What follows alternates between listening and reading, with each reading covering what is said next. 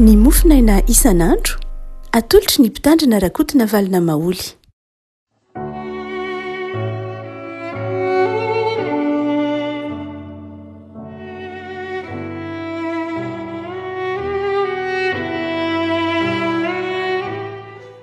Falamiraba antsika rehefa tratra ity zoma fatelopolo ny volana janoary ity, ny mofinaina izay voalahatra ao antsika dia ny bokin'ny Apokalipsy. Apokalipsy toko faraky amby roapolo, Apokalipsy toko faraky amby roapolo andiny voalohany ka hatramin'ny andininy fahadimy. Amin'ny anaran'i Jesosy. Ary nahita lanitra vaovao sy tany vaovao aho, fa efa lasa ny lanitra voalohany sy ny tany voalohany, ary ny ranomasina dia tsy misy intsony. Ary nahita fa indro ny tanàna masina dia Jerosalema vaovao nidina avy any an-danitra tamin'Andriamanitra, voahomana tahaka ny ampakarina efa miaingo eo amin'ny vadiny. Ary nare feo mahery avy tao amin'ny seza fiandrianana manao hoe: indro ny taberna kelin'Andriamanitra dia eo amin'ny olona, ary izy hitoetra eo aminy, ary ireo olony, ary Andriamanitra no hitoetra eo aminy dia ho andriamaniny. Ary ho fafaniny ranomasy rehetra amin'ny masony, ary tsisy fahafatesana intsony, sady tsisy alahelo na fitarainana na fanaintainana, fa efa lasa ny zavatra taloha. Ao ilay mipetraka eo ambonin'ny seza fiandrianana, indro havaoziko ny zavatra rehetra. Aleo koa izy soraty fa mahatoky sy marina ireo teny ireo. Ray masonao, manomasinana amin'ny fahamarinana, teninao ny fahamarinana. Amen. Rehefa mamarana ny soratra masina ity bokin'ny Apokalipsy ity, ary mamaraparana mihitsy ny Apokalipsy izay toko roa amby roapolo moa ity mofinaina eto am-pianarana antsika ity, ny toko faraky amby roapolo andininy dimy voalohany. Maneho ny Jerosalema vaovao, maneho ny endriky ny paradisa, raha izay no azo ilazana azy ity mofinaina ity havako. Raha ohatra ka mijery isika amin'ny andininy vitsivitsy eto am-pianarana antsika, ny andininy voalohany ka hatramin'ny fahadimy, dia asehony fahitany Jaona ny amin'ilay fiainana ambadiky ny fahafatesana, ilay Jerosalema vaovao, ilay Jerosalema vaovao izay hovatan'ny mpino, ilay Jerosalema vaovao izay hovatan'ny mpino ary ho tonga radio koa ary ho hitan'ny mpino, hiainan'ny mpino amin'ny andro farany. Dia raha ohatra ka mamaky ny andininy dimy voalohany sika, andeha atao hoe ny toko manontolo mihitsy koa zany azo resahana azy, dia mahatsapa lafin-javatra vitsivitsy momba ny Jerosalema vaovao, momba n'ilay raha tsorina dia ilay fiainana mandrakizay, raha tsorina dia ilay fiainana hovatantsika, na ilay fiainana miandry antsika ao ambadika izao ho hita maso izao.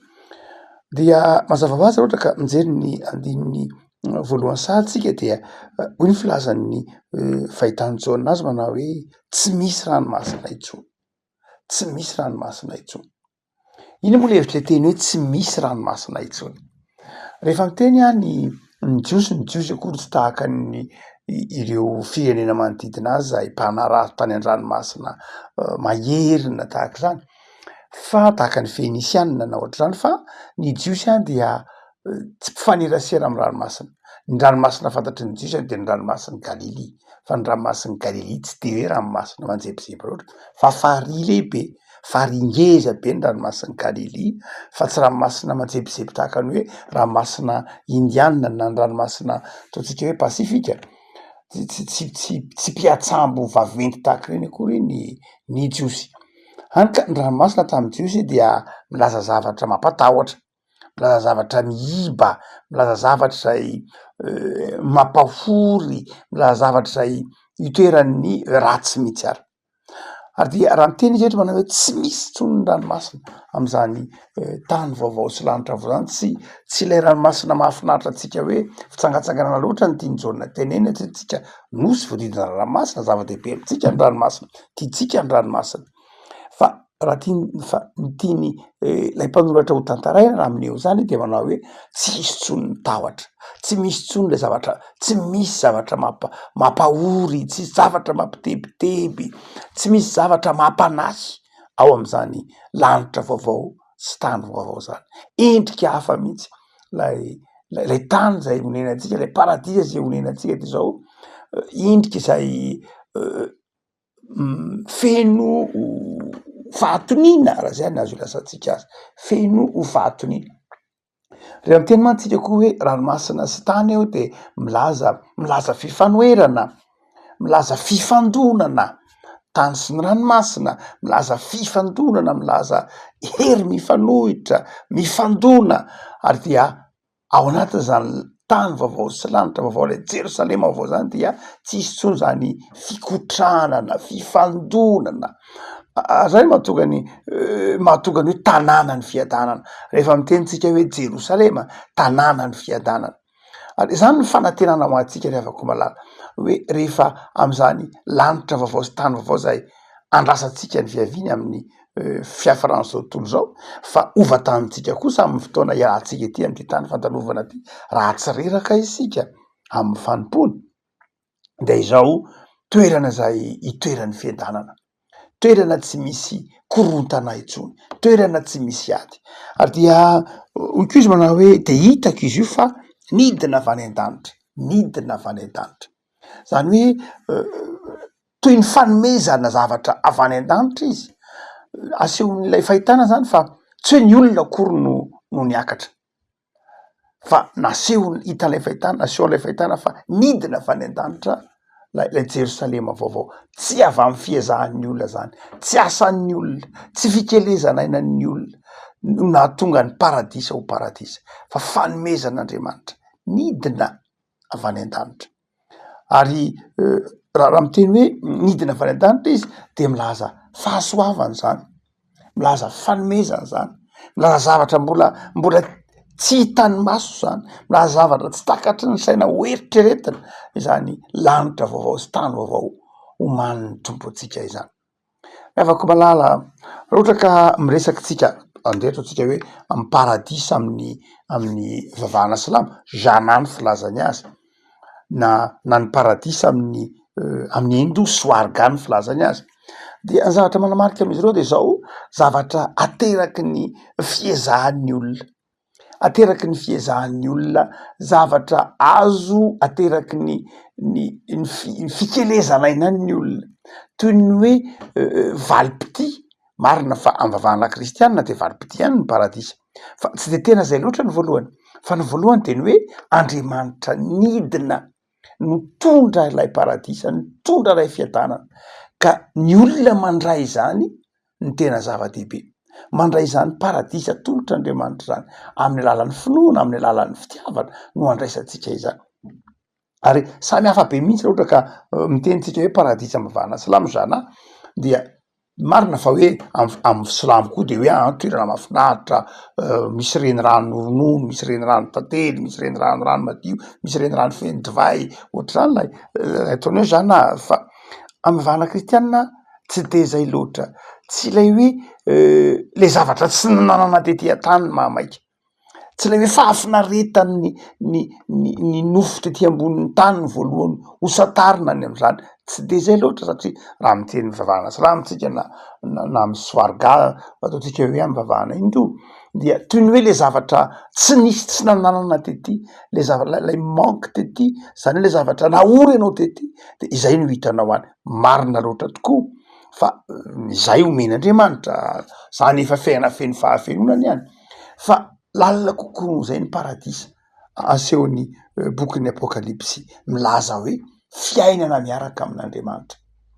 Zava-dehibe de le hoe ny paradisa de hoe le fiainana miaraka am'lay Andriamanitra, lay Andriamanitra ny fahafenona, lay Andriamanitra fitiavana. Ary zay mahatonga lay fahitana eto hoe indro le taberina kelin'Andriamanitra izay eo amin'ny olona. Manamarika ny paradisa io dia tsy hoe filaminana ihany, tsy hoe tsisy korontana, tsisy fifandonana, fahatonana, fa zao eo afovoany Andriamanitra, hitanao maso Andriamanitra, fanatitava aminao Andriamanitra, tsy mihery an'Andriamanitra intsonysika tahaka an'izay nitranga tany amin'ny Genesis toko fa telo mandositra n'Andriamanitra fa lay Andriamanitra de ho hitatsika eo avovoantsika Andriamanitra.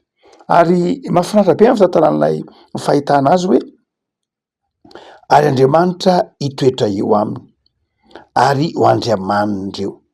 Zany hoe zay vao miteny izy manao hoe olondreo, zany hoe Andriamanitra no lasa aloha, ny fihetsika Andriamanitra no lasa aloha, Andriamanitra de ho eo amitsika ary Andriamanitra de ho Andriamanitra tsika vokatr'izay ary isika de olon'Andriamanitra.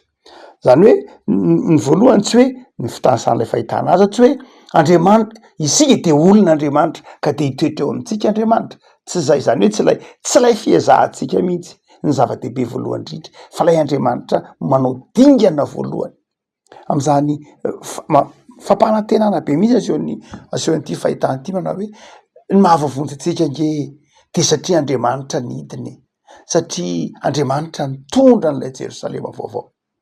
Afaka malala mazava ho azy fa ny finoantsika an' Jesoa, ny finoana, ny famelan-keloka nataon'i Jesoa tao amin'ny azy fijaliana mahatonga antsika mandray zany Jerosalema vaovao ary dia sokafan'ny tompony masom-panahintsika, hibanjina n'ilay fiainana ao ambadiky ny fahafatesana, hibanjina ilay fiavian'ny tompo ka tsy ho variana am'izay mandalo eto, zay fangiry firina eto, tsy ho variana am'izay fa mibanjina lay mandrakizay vatanina ao amin'ny tompo. Ary raha toa ka mbola mijery isika amin'ny andininy vitsivitsy eo de ho ihany ny filazan'ilay fahitana manao hoe ary amin'ny Jerosalema vaovao io dia tsy hisy ranomasy, tsy misy tsony ranomasy fa ho fafana ny ranomaso rehetra maso tsy hisy fahafatesana, tsy hisy alahelo. Misy mpitotry Amerikana anankiray fantatsika antsoina hoe Martin Luther King, zay nanoratra boky anankiray izy La Force d'Aimer, voadika amin'ny teny frantsay, nadikan'ny pasteur Albert Daniel tamin'ny teny malagasy rahateo koa io boky io.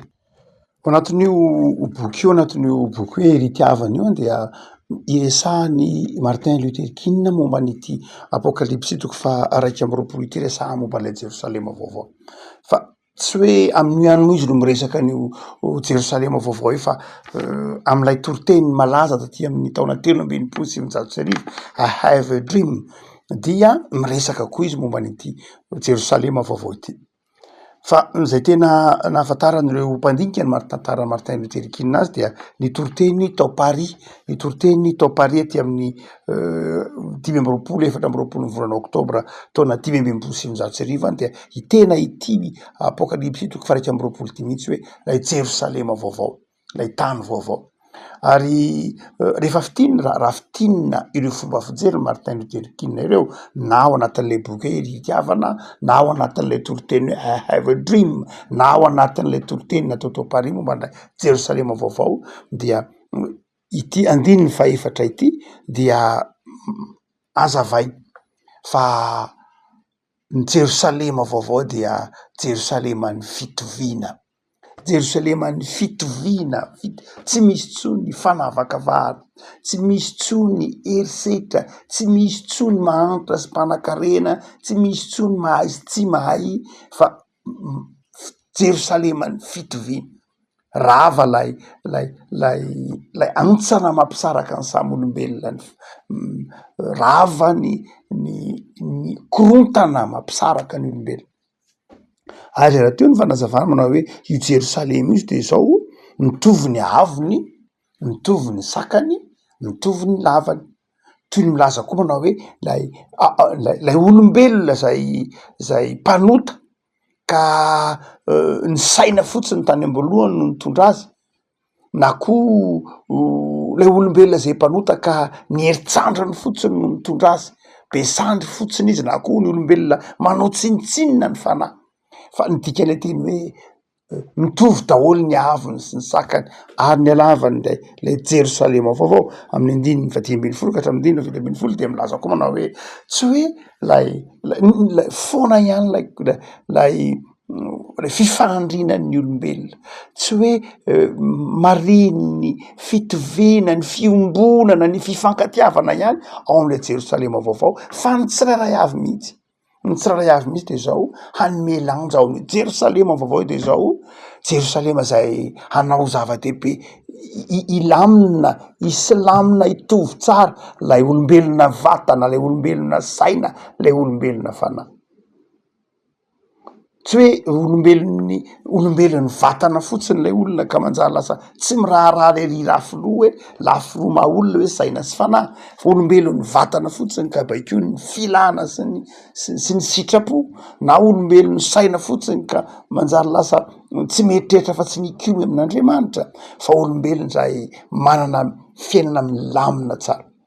Am Martin Luther King de zao fanantenana lehibe ho an'ny mpino ity Jerosalema vaovao ity ry havako. Ary ho atsika mihitsy, itsika zay miaina amin'ny vanim-potoana ankehitriny de miandry izay Paoly moa manazava-ny manokana hoe miandry ny fananganana anaka ao amin'ny Romanina 9 hoe miara-misento nge ny olombelona rehetra, misento ny zavaboary ety amin'ity tany fandalovana ity, fa miandry lay fananganana anaka, miandry lay Jerosalema vaovao zay ambaran'ny Apokalipsy 3:20 fa izao ary ity Jerosalema vaovao zay andrasantsika ity ary efa iainantsika sahady, efa misantatra ny zahantsika satria efa nampidininy Andriamanitra tamin'ilany Jesosy Kristy tompo ary azontsika iaina zany Jerosalema vaovao zany. Tsy hoe zavatra teoriany fifankatiavana kristianina, tsy hoe zavatra teoriany fanajan'ny kristianina ny maha olona ny olona, ny fifankatiavana, ny fiombonana, tsy hoe zavatra teoriana, zavatra resaka antsaina fotsiny hoe ny olombelon'ny kristianina dia manana lamina tsara, manana fiainana, manana équilibre tsara, manana lamina tsara, mahay mitondra tsara ny vatany sainy fanahy izy, satria olona mahafetena, olona manana fanahy masina ao anatiny. Tsy hoe zavatra teoria fotsiny zany fa efa azon'ny mpino iainana zany. Maty tao amin'ny hazo fijaliana foana Kristy raha ohatra ka hoe tsy azontsika iainana ny fiainany lanitra, fa efa noentiny Jesoa ary efa manandrana izany sahady isika. Zay mahatonga ny Jesoa miteny hoe tanteraka eto ny fanjakan'Andriamanitra. Afaka malala marina fa lay Jerosalema vaovao andrasantsika ny fiaviany, fa lay Jerosalema vaovao koa de zao nefany efa iainantsika izy. Lay fanavaozan'ny tompo amin'ny andininy fahadimy indro avoziko ny zavatra rehetra de tsy hoe lay ho avy ihany ka avelan'ny tompo mbola hiaritra fangiry firiana sy ny fijaliana, hiaritra ao anatin'ny korontana sy ny fifandonana eto ny olombelona, fa zao efa noentin'ny tompo zany fanavaozana zany tamin'ny fahafatesany tao amin'ny hazo fijaliana sy ny fitsanganany tamin'ny maty. Nefa koa miandry lay tena fahatanterahany sika, miandry lay fahatanterahany tsika. Zany hoe zany vanim-potoana iainantsika zao de vanim-potoana izay mandray roa sady efa afaka miaina izany Jerosalema vaovao zanytsika satria ty anatintsika ny fiadanan'Andriamanitra, nefa koa miandry lay tena fiavian'ny tompo eny amin'ny rahona lanitra isika. Ho tsika manao hoe io Jerosalema vaovao dia Jerosalema vaovao tsy misy ranomaso, tsy misy alahelo, fa miara-monina amin'Andriamanitra dia misy fiadanana. Fa ny farany zay ampanantena iny ty andiny tsotra masiny ity ny am'ilay hoe Jerosalema vaovao zay ovatanina de zao ahitana ny fahatsarana rehetra izy. Misy hiran'ny fifoazan'izay hoe handihy lalana volamena. Ary amin'ity andiny repatanantsika ity moa mihoatra kely n'ilay mofinaina isika dia asehony lay fahitana hoe misy vato jaspi, ahitana emeraude, ahitana ny cornaline, ahitana ny beryl, ahitana ny topaza, ny isan-karazany amin'ny 520 ka hatramin'ny 120. Misy karazana vato 20 sarobidy fototra ao amin'ny Jerosalema vaovao io. Ina dikan'izany? Le Jerosalema vaovao zay ovatantsika io de Jerosalema mazay ahitana ny fahatsarana rehetra, tsy zavatra mandalo, zavatra mafy orina, tsy ohatran'ilay tany fandalovana vetivety sotsony zany io mandrakizay io, fa tsara mahandrakizay, maharitra mandrakizay lay Jerosalema ovatantsika. 70 taona 80 taona ny iainantsika eto mandalo, fa izao le Jerosalema vaovao de Jerosalema maharitra honenantsika mandrakizay, tsisy fahafatesana intsony, tsy misy ranomaso tsony, tsy misy tebiteby tsony. Re avako tao amin'ny tompo ary isika aty amin'ny bokin'ny apokalipsy ahatsiaro fa ny soratra masina de mitona antsika hiazakazaka amin'ny fanompo, ary aty amin'ny tompo faraika amin'ny roapolo de mampana tena fiainana mandrakizay ho antsika ny tompo. No zany raha tsy reraka isika, raha tsy kivy isika de izao miaina izany Jerosalema vaovao zany dieny zao sy amin'ny fiainako avy rehetra miandry ny fiavian'ny tompo. Alors irery avako malala indro avoziko ny zavatra rehetra ho ny tompo, zany hoe ny tompo manavao ny fanoloran-tenantsika, ny tompo ny manavao antsika ka manjary iaina antsika le Jerosalema vaovao. Ivavakisika tompo saroana zay ny amin'ny sokatra masina izay manazava anay, mampanantena anay, mampitodika anay am'ilay Jerosalema vaovao zay efa nomanina ho anay. Araka ny teninao manao hoe raha ravana ny tranonay ity zay tsy natao tanana, izay dia manana zay tsy natao tanana hovatanina ao aminao zay tompo.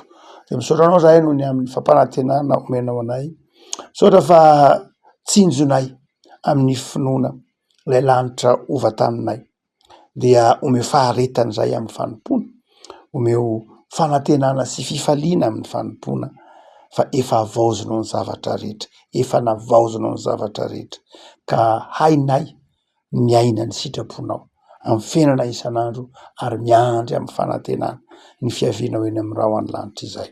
Da iny tontolo andronay nio Jesoa, ny tontolo andro ifalinay atsapanay fa efa iainanay ny lanitra satria manana anao za, iainanay ao anatin'ny fanantenana, iainanay ao anatin'ny faharetana, iainanay ao anatin'ny finoana.